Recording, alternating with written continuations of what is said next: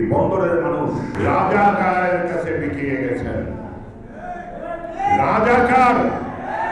রাজাকারের বংশধর যদি বন্দরে বাহাদুরি করে, যেমন আপনারা টাকা খেয়েছেন, যেমন আমার প্রশাসনের লোকজন টাকা খেয়েছে, এই বন্দর কিন্তু যে উন্নয়ন হয়েছে এই উন্নয়ন কিন্তু আর দেখতে পারবেন না। এই বন্দরের মানুষ অনেক ক্ষতিগ্রস্ত হয়েছেন। আমার উপরে যতই রাগ করেন না কেন, পয়সার বিনিময়ে আপনারা বিকিয়ে গেছেন। কোথায় বিকিয়ে গেছেন?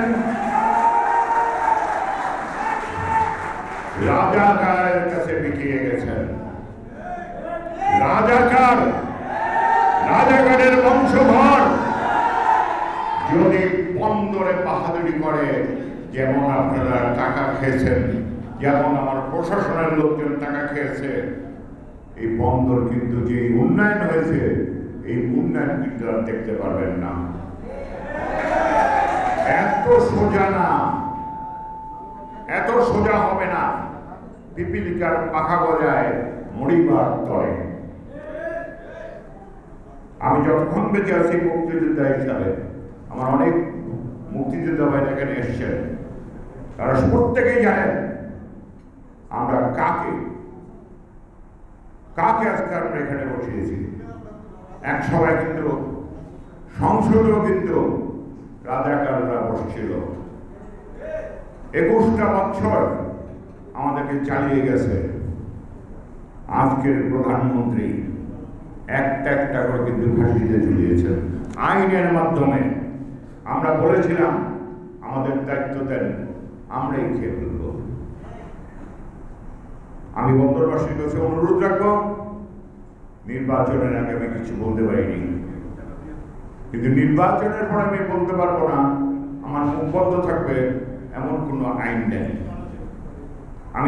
আমি খবর পেয়েছি বেশ কিছু লোক 10 তারিখে উনি শপথ নেবেন, তার উৎসব করার জন্য সরকারের লোকজন আজকে ব্যস্ত হয়ে গেছেন।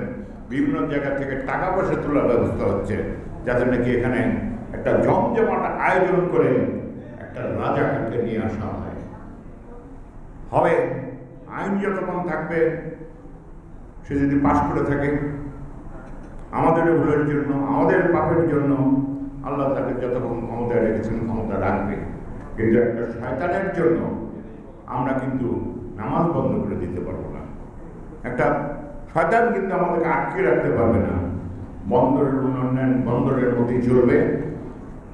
হয়তো এই উপজেলা অফিসে হয়তো ততক্ষণ পর্যন্ত আমার আশা হবে না, চালাবেন উপজেলা চালাবেন। আমরা একজন মুক্তিযোদ্ধাকে হারিয়েছি, আমরা একটা বিএনপি দালালকে ভোট দিয়েছি, আমরা আজকে একটা রাজাকারকে এই বন্দরে আমরা স্থান দিয়েছি। ইতিহাস কথা বলবে, আপনারা নাটক হবেন না। আমি কি জানতে পারি মসজিদে এত টাকা কোত্থেকে গেল? এটা কি আপনাদের ইমানদারি হয়েছে? মসজিদে আপনারা হারামের টাকা ঢুকালেন, অস্বীকার করবেন না।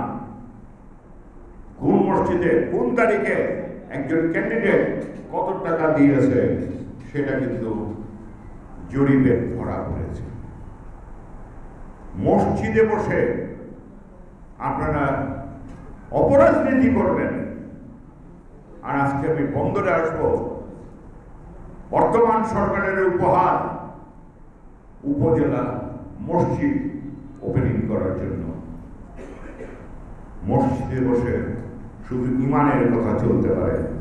মসজিদে বসে কখনো কোনোদিন আমি চিন্তা করতে পারি না সমাজে কি হবে।